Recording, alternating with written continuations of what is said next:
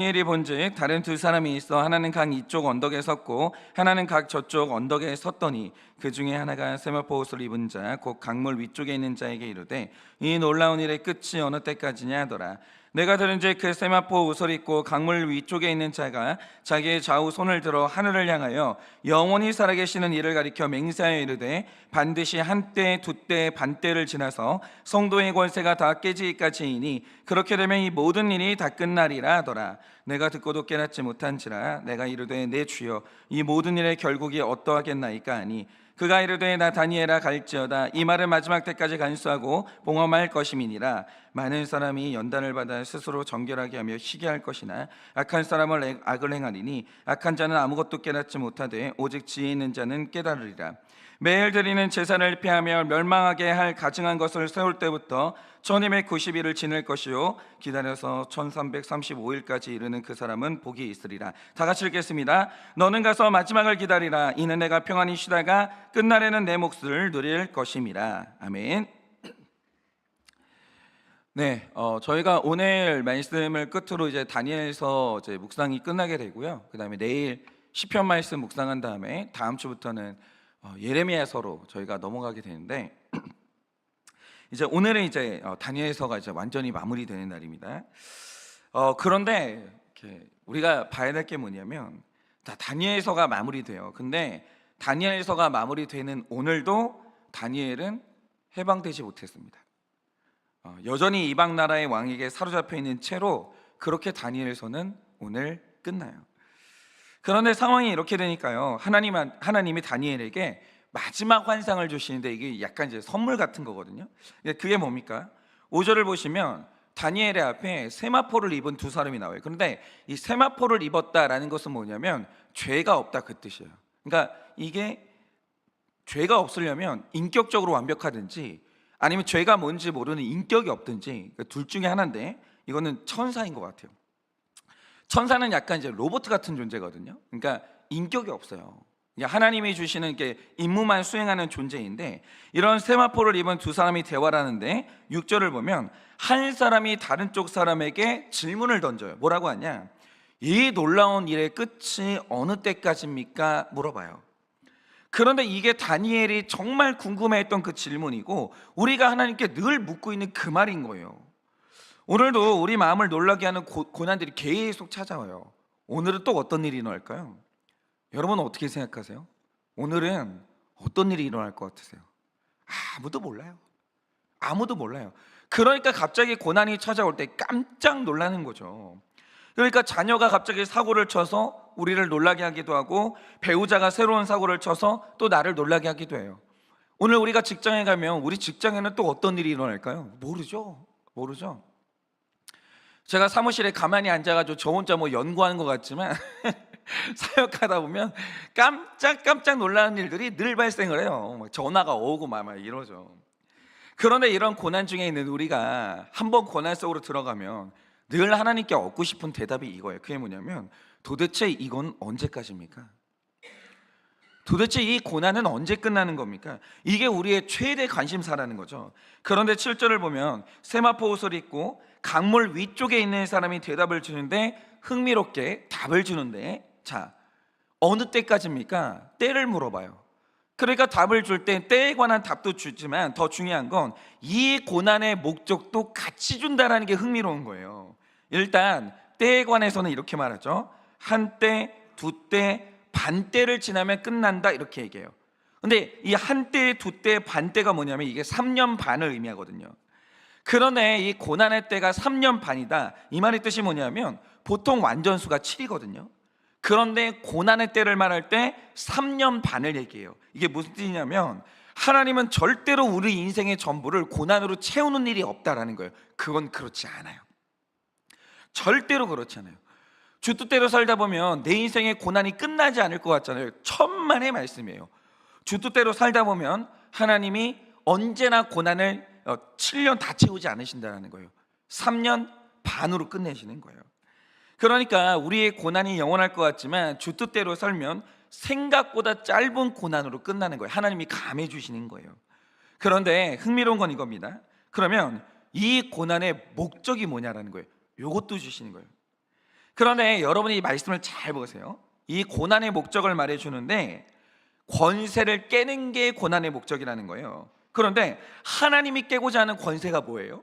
우리가 생각할 때 하나님이 바벨론의 권세를 깨려고 하시나 이렇게 말하는데, 오늘 말씀이 뭐라는 하냐면 성도의 권세가 다 깨지기까지 이 고난을 주신다라는 거예요. 성도의 권세를 다 깨기 위한 고난, 이게 바로 우리의 고난의 목적이라는 거죠. 그러니까 이 성도의 권세가 다 깨지고 나면 이 고난도 끝난다라는 거예요. 그러면 자, 하나님이 성도의 고난을 깨신다, 이 말씀의 뜻이 뭐냐라는 거예요. 오늘 말씀은 이게 중요한 거예요. 그래서 우리가 이제 이 말씀의 뜻을 알기 위해서는 사실은 다니엘서와 쌍둥이 같은 책이 하나 있어요, 성경에는. 그게 바로 요한계시록이거든요. 그래서 요한계시록에 보면 이건 똑같은 내용이 나와 있어요. 이걸 해설해 주는 내용이 나와 있는데, 오늘 요한계시록 12장의 말씀을 좀 묵상하면서 오늘 말씀의 뜻이 뭔지 이걸 좀 우리가 묵상을 해봐야 될 것 같아요. 자, 여러분이 그 요한계시록 12장을 보면 제가 해설해 드릴 테니까 여러분 따라오시면 되는 겁니다. 여러분이 요한계시록 12장 말씀을 딱 들어가면 다니엘처럼 고난받는 여인이 한 명이 등장해요. 그런데 흥미로운 건 이 여인의 고난도 뭐라고 하냐, 한때, 두때, 반때라는 이 기간을 던져주십니다. 이 여인의 고난이 영원한 고난이 아니에요. 이 여인의 고난도 3년 반짜리 고난이라는 거죠. 그래서 이 말씀, 오늘 말씀에 깨져야 되는 이 성도의 권세가 뭔지를 해석하려면 사실 요한계시록 12장의 말씀을 풀어내야 되는 거예요. 그래서 오늘 우리가 이제 묵상을 하려고 하는데 이 다니엘서의 마지막 날이니까 중요한 메시지니까 잘 따라와 주시면 좋겠어요. 자, 제가 이제 소양은 좀 부족하지만 이제 가끔은 저도 역사 잘 모르는데 관심은 좀 있어가지고 굉장히 이해가 안 되는 사건이 있었어요. 어릴 때는 이해가 도저히 안 되는 거예요. 이게 나중에 이제 성장해서 조금 이제 이해가 됐는데 이거예요. 뭐냐면 도대체 영조가 자기 아들인 사도세자를 왜 죽였는지 어릴 때는요, 죽었다가 깨어나도 이게 이해가 안 되는 거예요. 도저히 이해가 안 되는 거예요. 여러분이 이 영조가 이 사도세자를 낳았을 때 이게 사실은 자기는 적장자가 아니에요. 여러분 아시잖아요. 그 영조가 사실은 굉장히 비천한 무술이가 첩이 돼서 그렇게 태어난 아들이 영조거든요. 그러니까 영조가 늘 자기 출신에 대한 열등감이 있었어요. 그런데 자기 인생에서 적장자가 태어난 거예요. 아주 적합한 방식으로 혈통에 아무 시비를 걸 수 없는 아들이 태어났는데 그게 사도세자였다라는 거죠.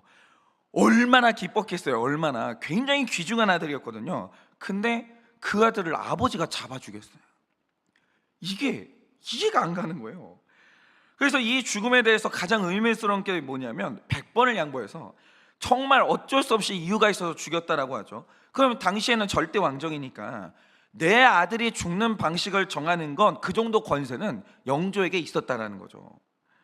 그러니까 이제 몸을 온전하게 보존할 수 있도록 사약을 내리든지 아니면 이 고통 없이 갈 수 있도록 배려하는 여러 가지 방법이 있었거든요. 그런데 아버지가 다 아시잖아요. 자기 아들 죽였던 방법이 뭡니까? 쌀을 보관하는 뒤주에 가둬가지고 죽였어요. 근데 여러분 이게 얼마나 고통스러운 방법인지 아시죠? 예전에 제가 본 영상이 있었는데 이걸 재현을 했어요. 당시 이제 사도세자가 갇혔던 뒤주를 보고 난 다음에 사도세자와 비슷한 체형을 가진 사람이 그 안에 자기가 들어가 본 거예요. 그런데 이제 뒤주에 들어갔다 나온 사람이 하는 말이 그거예요. 그게 뭐냐면 나는 그 안에서 최대 버틸 수 있는 시간이 19시간이 안 됐다는 거예요. 왜냐하면 우리가 생각하는 것보다 이 뒤주라는 공간이 턱없이 작았고 반면에 사도세자가 좀 몸집이 있었어요, 이 사람이. 그래서 들어가면 그 영화 사도세자를 봐도 이런데 몸이 심하게 접혀요. 그리고 제대로 숨을 쉴 수가 없는 공간이라는 거죠. 그래서 그 안에 들어갔던 사람이 말하길 그 안에서 19시간을 있으니까 몸이 힘든 걸 떠나가지고 정신적으로 미치겠더라는 거예요. 공황장애 비슷한 게 오는 거예요. 뒤주가 이런 공간인데 여기에서 사도세자가 며칠 있었는지 아시죠? 8일 동안 있었어요. 8일 동안 있었던 게 이 말이 뭐냐면 영조가 꺼낼 생각이 없었다는 거예요. 그러니까 거기서 죽으라는 거예요. 더군다나 그때가 찌는 듯한 여름이었어요. 거기다 흙으로 위를 덮어버렸다고요. 얼마나 더웠겠어요, 얼마나. 그러니까 우리가 생각하는 것보다 사도세자가 끔찍하게 죽은 것인데, 이게 충격적인 이유가 뭐냐면 이 방식을 명령한 게 아버지 영조였다는 거죠. 근데 제가 자녀를 낳고 길러보니까 정상적인 부모는 자기 자식을 절대 이렇게는 못 죽여요. 이건 뭐가 잘못돼도 단단히 잘못된 거죠. 그래서 제가 이 사건을 이해해 보려고 이 죽음의 원인을 설명하는 여러 가지 글을 한번 읽어봤어요. 한번 꽂힌 적이 있어가지고. 그러니까 뭐 글을 읽어보면 이래요. 뭐 사도세자가 반역을 일으켜서 그랬다, 광증이 심해져서 그랬다. 근데 이 광증이 심하긴 했어요. 그러니까 기록을 보면 사도세자가 뭐 아침에 너무 끔찍한가? 사람 목을 벤 다음에 그걸 들고 다녔거든요.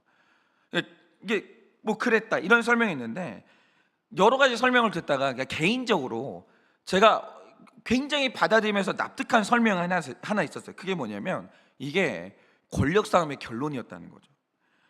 당시에 사도세자는 소론의 지지를 얻고 있었고 영조는 노론의 지지를 얻고 있었는데, 사도세자가 왕이 되면 자신의 권세가 흔들릴 걸 염려했던 노론이 계속해서 사도세자를 제거하라고 영조에게 압박을 했다는 거예요. 그래서 자기 자리를 지키고 싶었던 영조가 결국 그 청을 들어줬다라는 거죠. 근데 제가 이게 왜 납득이 됐냐면, 역사 속에서 자식하고 아버지가 싸우는 일이 딱 이유가 하나밖에 없어요. 그게 뭐냐면 권세 때문이었어요. 권세 때문이면 아버지하고 아들이 싸워요. 재밌어요. 늘 아시잖아요. 권력은 자식하고도 못 나눠요. 특히 남자가요, 여성들도 그렇지만 남자가 권력 맛을 보잖아요. 돌아요 이게. 그러니까 중국도 보면 여성들이 가끔 권력을 잡을 때가 있었잖아요. 그러면 여성들이 권력을 잡든 남성들이 권력을 잡든 제일 먼저 하는 일이 있어요. 그게 뭐냐면 첩의 자식들을 싹 다 죽여요. 이게 권력은 사람 이렇게 만들어요. 그래서 이놈의 권력 때문에 사실은 다윗도 자기 아들 압살롬을 죽인 적이 있거든요. 권력이 이런 식으로 휘말려 들게 만드는 거예요. 그러니까 당시에 궁궐에 똑똑하다는 사람들을 모아놨어요. 그리고 그 사람들에게 권력을 줬죠. 그러니까 왕이고 신하고 그 권력을 가지고 한 일이 뭡니까? 한 사람을 뒤주에 가진 다음에 거기서 끔찍하게 죽이는 거예요. 그러니까 이게 뭔가를 결정할 수 있는 권력이라는 게, 이 권세라는 게 잘 쓰면요 나라 살려요. 이게 권세를 잘 쓰면요, 그러니까 천하가 태평해져요. 그런데 이 권력을 잘 쓰는 게 정말 중요한데, 그런데 이게 권력을 이런 식으로 사용한 거예요. 그런데 하나님이 주신 권세를 이렇게 사용하고도 과연 그가 구원받을 수 있겠습니까? 권세는 무거운 거예요. 권세 중요해요.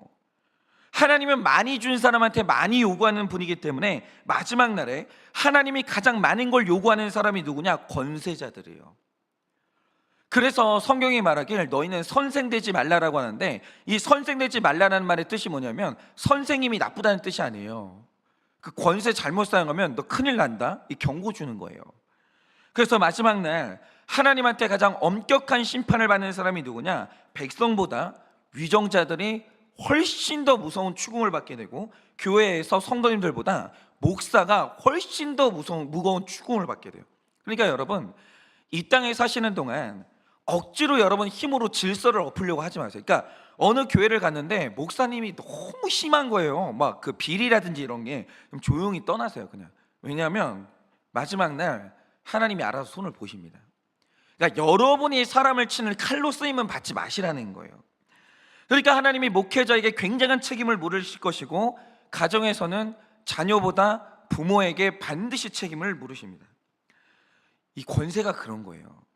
그러면 이 권세를 잘 쓴다는 것은 어떤 것이고, 권세를 잘 쓰기 위해서 받아야 되는 은혜가 뭐냐라는 거죠. 그러니까 하나님이 오늘 성도의 권세를 깨신다고 하잖아요. 이 권세가 뭐겠어요? 악하게 쓰는 그 권세의 방향을 깨신다라는 거예요. 그게 뭐냐라는 거죠. 오늘 우리가 요한계시록을 묵상하면서 다니엘서랑 겹치면서 이걸 좀 해석하려고 하는데, 자, 이 요한계시록 12장 1절과 3절을 보면 이적이라는 단어가 나오거든요.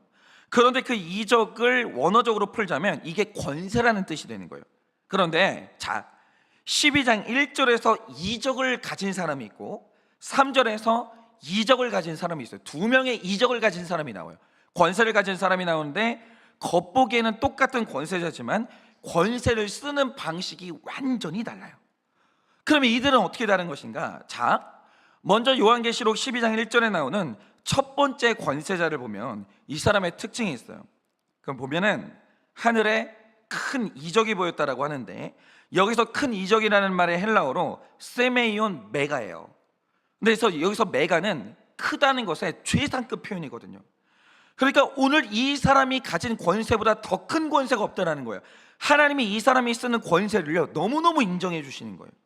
그런데 말씀을 보면 이 사람의 권세를 표현할 때 여기서 그치는 게 아니라 계속해서 이 권세 잘 쓰는 이 사람을 너무 아름답게 표현하는 거예요. 뭐라고 하냐? 그는 헤옷을 입었고 그 발 아래는 달이 있고 머리에는 12관을 썼어요. 12별의 왕관을 썼어요. 그런데 이게 뭘 의미하느냐? 여러분이 창세기 37장을 보면 요셉이 꿨던 그 유명한 꿈 얘기가 나오거든요. 그 꿈의 해석이 뭐냐면 요셉이 그 집에서 가장 큰 권세자가 된다, 이 뜻이에요. 그런데 여러분, 그 꿈의 내용이 뭐였습니까? 오늘 말씀에 나오는 것처럼 해와 달과 11별이 요셉에게 절을 해요.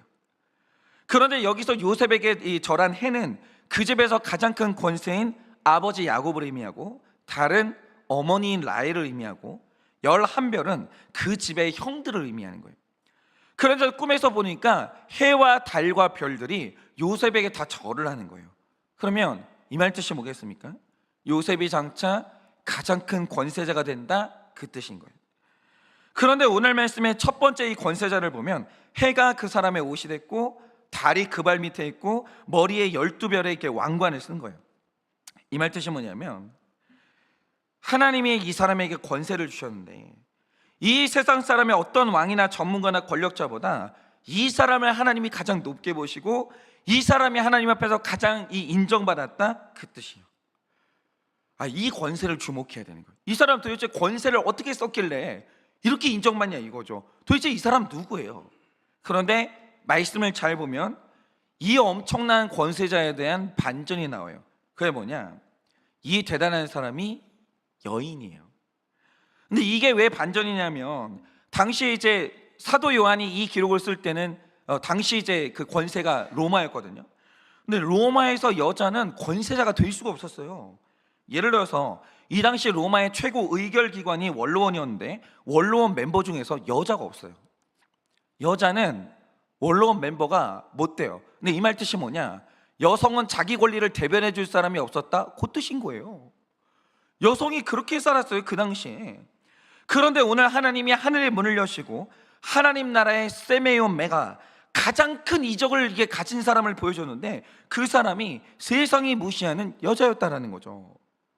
그런데 여기에서 여자는 상징적인 존재인데 하나님이 누군가를 향해서 이 권세자, 이 사람이 권세를 가장 잘 쓰고 있어, 이렇게 할 때 학벌이나 외모나 직업의 문제가 아니라는 거예요. 그러니까 하나님은 분명히 모든 사람에게 권세를 준다라는 거예요. 중요한 건 뭐냐면 큰 권세든 작은 권세든 어떻게 쓰냐가 중요한 거예요. 어떻게 쓰냐가. 자기가 권세를 가졌다는 사실을 빨리 인정하셔야 돼요. 여러분은 어떤 권세를 가졌어요? 뭔가 우리가 결정할 수 있는 권세를 가졌거든요. 그게 뭐냐라는 거죠. 이거 잘 써야 되는데. 그러면 이 여자가 가장 큰 권세자, 가장 큰 이적을 보여주는 사람으로 평가받는 이유가 뭐냐라는 거죠. 그러니까 이 여인이 연약했어요. 아무것도 아닌 것 같았지만 자기한테 권세가 왔을 때 엄청 대단하게 쓴 거예요. 그게 뭐냐? 자, 요한계시록 12장 2절을 보면 이 여인이 정말 아프고 힘든데 한 아이를 낳으려고 부르짖어요. 애를 써요. 그런데 중요한 건 이 여인이 고난 중에 생명을 낳으려고 애를 쓰는데 그렇게 고난 중에 그 고난을 감수하고 아이를 낳았는데 그 아이가 누구냐?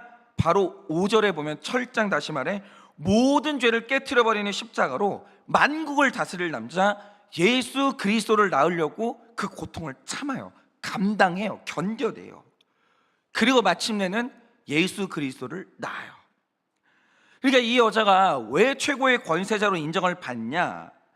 여러분, 이 땅에 태어나는 모든 사람에게는 자유의지라는 권세가 있고 여기에 모든 사람은 고난과 고통의 문제를 놓고 내 안에 있는 예수의 뜻대로 사는 결정을 할 수도 있고 예수 뜻대로 살지 않는 결정을 할 수도 있는 거예요.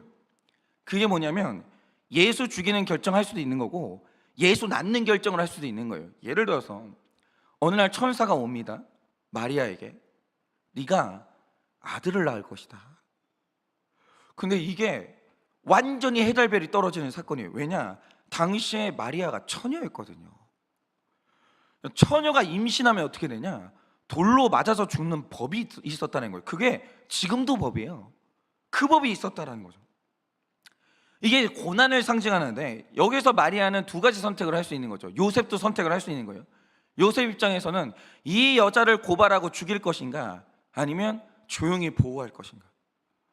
그러니까 마리아 입장에서도 만약에 마리아가 현대에 태어났다라고 해요. 그럼 마리아가 얼마나 많은 고통을 감수해야 되겠어요? 일단 사람들이 다 소문을 내겠죠. 결혼도 안 했는데 임신을 했대. 아빠가 누구래? 아유, 몸을 어떻게 굴렸길래 그냥 여자가 저렇게 됐어. 얼마나 많은 수치를 당하겠어요.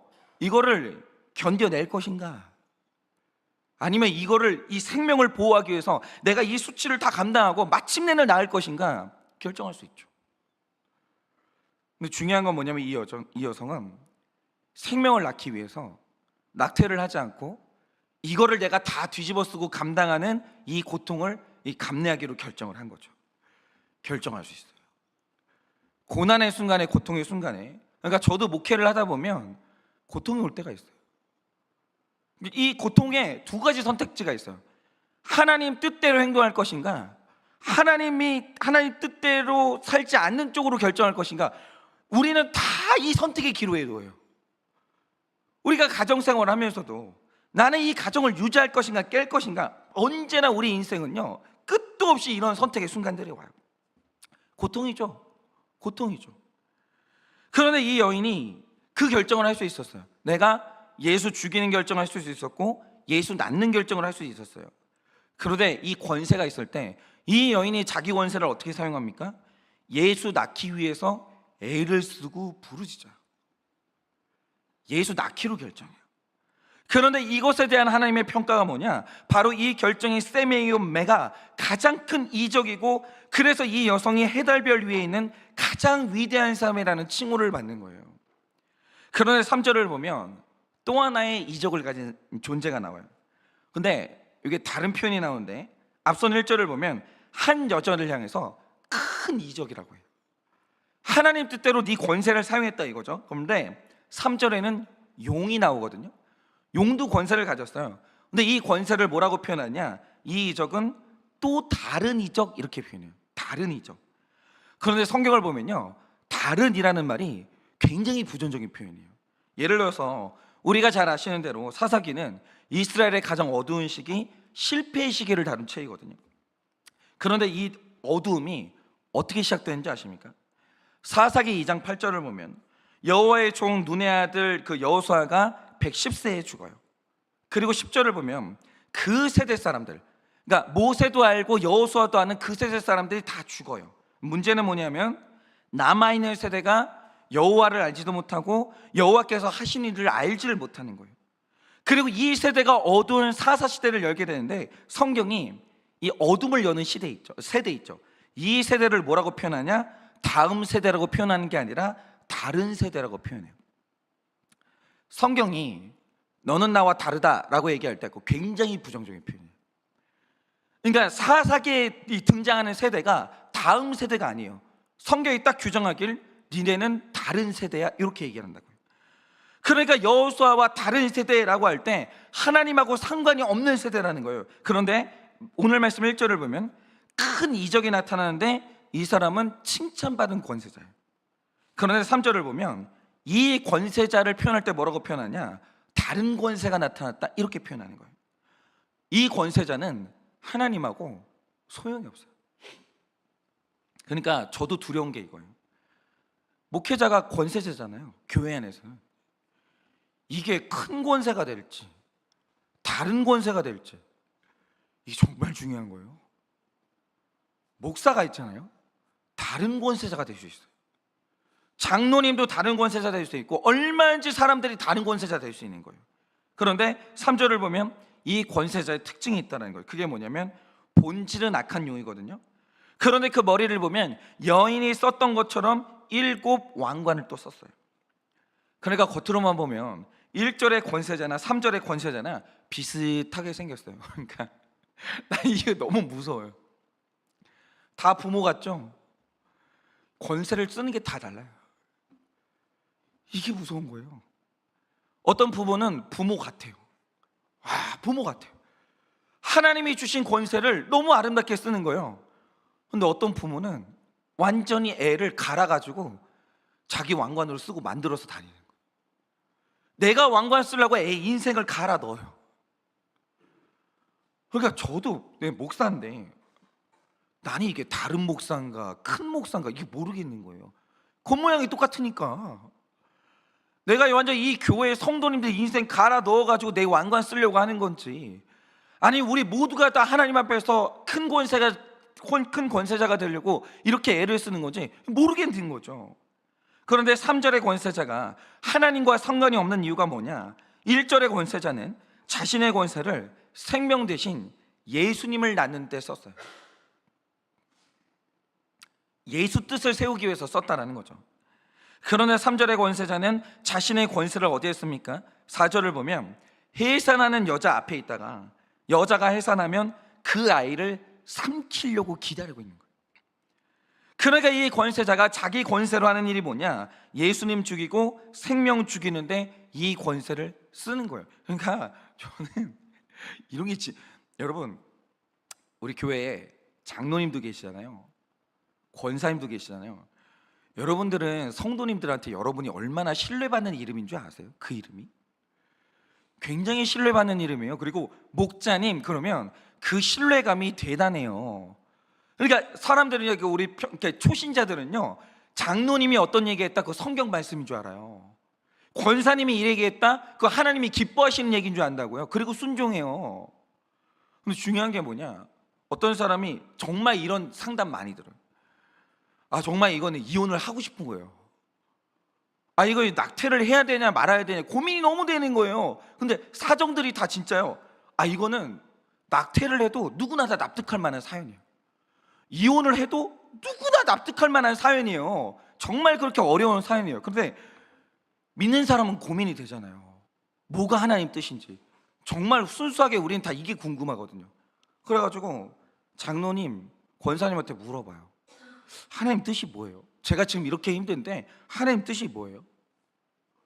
근데 장로님이 가정께는 이혼하라는 처방을 줘요. 권사님이 낙태하라는 처방을 줘요. 그리고 지금 이제 우리 그 청년들이 이제 직장을 가잖아요. 제일 헷갈릴 때가 언제인 줄 아세요? 여러분 이 얘기 너무 많이 들어보셨죠? 술을 먹어야 돼 말아야 돼? 이 문제를 놓고 갑자기 직장 상사가 와서 귓속말로 이러는 거예요. 내가 안수 집사야. 나도 먹잖아. 야, 직장에서 있잖아. 잘 놀아야 돼. 그래야 얘 교회가 오히려 욕을 안 먹는 거야. 이러는 거예요. 자기 권세를요 이렇게 쓰는 거예요. 그 용이에요. 그 용이에요. 근데 중요한 게 뭐냐면 겉으로 보면 왕관 쓴 게 똑같은 거예요. 교회 안에 가라지 있어요. 중요한 건 내가 그 가라지인가 이게 너무 무서운 거예요. 그게 너무 무서운 거예요. 너무 무서운 거예요 진짜. 내가 그 가라지는 아니지. 이 두 가지 흐름이 끝도 없이 충돌하는 거예요. 구속사는 끝도 없이 충돌하는 거예요. 권세자가 있는데 이게 예수 죽이는 권세냐 예수 낳는 권세냐 이게 끝도 없이 충돌한다 그거죠. 예를 들어서 마태복음 1장에 나오는 예수님의 계보를 보면 끝도 없이 나오는 표현이 있어요. 그게 뭐냐? 나았더라 나았더라 나았더라. 어떤 조건은 나아요. 계속 나아요. 생명 낳는 거예요. 그런데 창세기 5장에 나오는 아담의 계보에 계속 등장하는 표현이 있어요. 그게 뭐냐면 죽었더라 죽었더라 죽었더라 이 표현이 나와요. 똑같은 계보인데 어느 계보는 나았대요. 어느 계보는 죽었대요. 요거 포착하셔야 되는 거예요 성경에서는. 그러니까 모든 인간은 신자나 불신자나 할 것 없이 그 머리에 권세라는 왕관을 써요. 인간은 다 권세를 가져요. 부모의 권세를 갖든 아니 배우자의 권세를 갖든 다 권세를 갖죠. 그런데 택자와 불택자가 이 권세를 쓸 때는 완전히 다른 곳에 써야 되는 거예요. 여러분은 어떠세요? 죽는 데 권세를 쓰세요? 낫는 데 권세를 쓰세요? 여러분, 바로 이거예요. 하나님이 이 고난을 주신 이유가 뭐겠어요? 이게 권세를 잘못 쓰는 사람도 있어요. 그러면 심판받거든요. 그러니까 하나님이 고난을 주시는 이유가 뭐겠어요? 그 악한 권세 쓰는 이 방향성 있죠, 이 성향. 그러니까 목사는 무조건 고난받아요. 그러니까 목사가 목사 된다라고 할 때 그거는 방법이 없어요. 첫 번째로 하나님께 반드시 은혜를 받아야 하는데 그 받아야 되는 은혜가 뭐냐? 목사는 반드시 고난받아야 돼요. 그러면 이 3년 반의 고난을 받아야 되는 이유가 뭐냐면, 목사가 이 고난을 받아서 사람 죽이는데 권세를 쓰고 싶은 이 마음의 악한 이 권세 있죠, 이 용, 이게 완전히 깨져야 되는 거예요. 깨져야 되는 거예요. 이게 있잖아요, 불끈불끈 올라와요. 사역을 하다 보면요, 불끈불끈 올라와요. 이 어쨌든 간에 하나님께서 이 권세를 주셨고, 이 말의 권세를 주셨고, 여러분이 이 강단에서 설교한다는 이 권세, 이게 얼마나 커요. 얼마나 커요. 근데 이걸 가지고 있잖아요, 저도 이제 죄를 짓잖아요. 그리고 저라는 사람이 이 교회에서 제가 잘못할 때가 있다라는 거죠. 이거 있잖아요, 내 죄를 합리화하고 나 자신을 포장하는 데 설교를 쓸 때가 너무 많은 거예요. 아주 크게 있잖아요, 내 안에 욕망이 있거든요. 예를 들어서 이런 거 있잖아요. 자꾸 이런 예를 들어서 죄송한데, 어느 날 비싼 차가 너무 사고 싶은 거예요. 주제에 안 맞는 비싼 차가 너무 사고 싶은 거예요. 그거를 말씀을 가지고 교묘하게 있잖아요, 합리화를 시키는 거예요. 어느 날 교회에서 너무 대접을 받고 싶은 거예요. 불합리한 돈을 쓰고 싶은 거예요, 목사가. 근데 이걸 설교 말씀을 가지고 주의 종한테 이렇게 대접하면 큰 복을 받습니다, 교묘하게 권세를 쓰는 거예요. 죽이는 권세거든요. 이게 있잖아요, 불끈불끈 올라와요. 이 용이 있는 거예요, 용이. 내 안에 용이 있어요. 하나님이 이 용을 죽여야 될 거 아니에요. 이 큰 권세를 깨야 되거든요. 그래서 고난 받아야 돼요. 목사는 고난이 있어야 돼요. 이게 권세를, 요만한 권세인데도 불구하고 권세를 잡아보니까 알겠어요. 나는 용이 있고 이 용이 죽어야 돼요. 이 용이 죽으려면 하나님이 은혜를 주셔야 되는데, 그 은혜가 뭐냐? 3년 반의 고난은 반드시 받아야 돼요.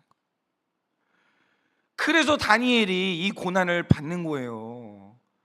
왜 그러냐? 다니엘이 봤거든요. 하나님이 그 먼지 같은 이스라엘을 택해가지고 나라를 줬어요. 왕이 되게 만들어줬어요. 그거 가지고 뭐 했게요? 이놈의 왕들이 있잖아요, 자기 아들을 몰래에게 줘가지고 인신제사를 드리는 거예요. 다 용이 있는 거예요, 용이. 근데 택자 이스라엘을 그냥 놔두면 되겠어요? 아니죠. 하나님이 이 택자 이스라엘 안에 용을 죽이려고 하나님이 3년 반의 고난을 주시는 거예요. 여러분, 우리가 자녀 기르고 있거든요. 하나님이 왜 부모님들한테 그렇게 고난을 줘요? 3년 반의 고난을 주시는 이유가 뭐예요? 이유가 뭐냐면 부모 안에 용이 있어요. 부모가 선한 줄 아세요? 부모는 머리부터 발끝까지 무슨 모성애 부성애로 무장한 줄 아세요? 아닌 거 아시죠? 여러분 자신을 가만히 보세요. 아닌 거 아시죠? 정말 자식들 이용해가지고 머리에 왕관 쓰고 싶어하는 그 부모들 얼마나 많은지 몰라요. 사랑이라는 이름으로. 용이에요. 그래서 부모는 있잖아요, 부모 되려면 고난받아야 돼요. 이 고난받는 이유가 뭐냐? 그 안에 용이 죽어야 부모 되는 거예요. 이 고난 통해서 그 용이 죽어야 내 자녀가 살아요. 그럼 방법이 뭐겠어요? 고난받아야지. 여러분, 오늘 다니엘서가 마지막으로 말합니다. 이 고난은 왜 옵니까? 이 3년 반의 고난을 우리는 왜 받아야 됩니까? 그러자 주님이 주시는 말씀이 이거예요. 네 안에 용이 있다는 거예요. 그 용이 살아있는 채로 네가 권세를 잡아봤자 그걸 뭐 하겠냐라는 거예요. 오늘 이 고난이 있는 이유가 뭐냐면, 하나님이 3년 반의 고난을 주십니다. 이스라엘 백성들이 영원히 바벨론의 포로로 살지 않아요. 언제가 풀려나요. 근데 이 고난을 받는 이유는 뭡니까? 라고 하니까 네 안에 용이 있다, 그거예요. 그 용이 죽고 이 권세를 아름답게 사용해야 드디어 우리가 살고 있는 이 땅에 예수님이 오시는 거예요. 그 예수 낳기 위해서 용이 죽어야 돼요.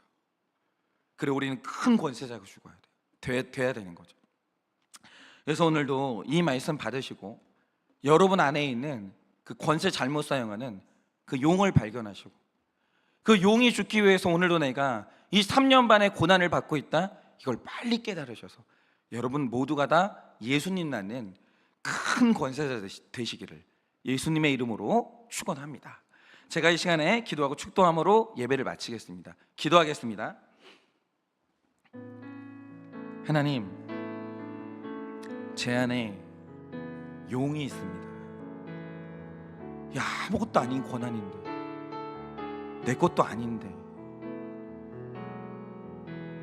한일교회 성도님들이 마음 모아서 강단을 내어주고 주님 말씀 전해달라고 너무나도 아름답게 맡겨진 강단인데, 이 강단의 설교권을 저 자신이 죄를 합리화하고 나를 비난하는 성도들을 역으로 비난하고 내가 원하는 것을 말씀을 통해서 얻어내려고 하는 하나님, 그 무서운 권세를 쓰고자 하는 용이 제 안에 꿈틀대고 있습니다. 주님, 그래서 제가 고난받는 것이고 주님은 오르십니다. 제 삶에 하나님이 3년 반의 고난을 주실 때 주님 너무 선하십니다. 주님 너무 오르십니다. 그것이 바로 하나님께서 제 삶에 주시는 너무나도 큰 사랑입니다. 하나님, 내 안에 용은 죽고 예수 낳는 그 아름다운 권세자가 살아나서 저도 예수 낳기를 원합니다. 저도 예수님 높이기를 원합니다. 예수님 뜻대로 살기를 원합니다. 주님, 사랑하는 우리 모든 성도님들 다 그 안에 용이 있는데, 그 용이 죽기 위해서 우리 삶 가운데 3년 반의 고난이 왔습니다. 이것을 잘 해석하게 하여 주셔서 그 용이 죽어지고 아름다운 권세로서 예수 낳는 큰 권세자 될 수 있도록 우리 성도님들의 삶에 임하여 주시옵소서. 지금은 우리 주 예수 그리스도의 은혜와 하나님 아버지의 그 크신 사랑과 성령님의 위로하시고 교통하여 주시는 그 역사하심이 우리 안에 악한 권세자인 용이 죽고 예수님 낳기 위해서 해산의 고통을 감당하는 아름다운 권세자가 살아나 우리 인생에 예수 낳기를 원하는 사랑하는 모든 주의 종들의 머리 위에 지금으로부터 영원토록 함께 있을지어다. 아멘.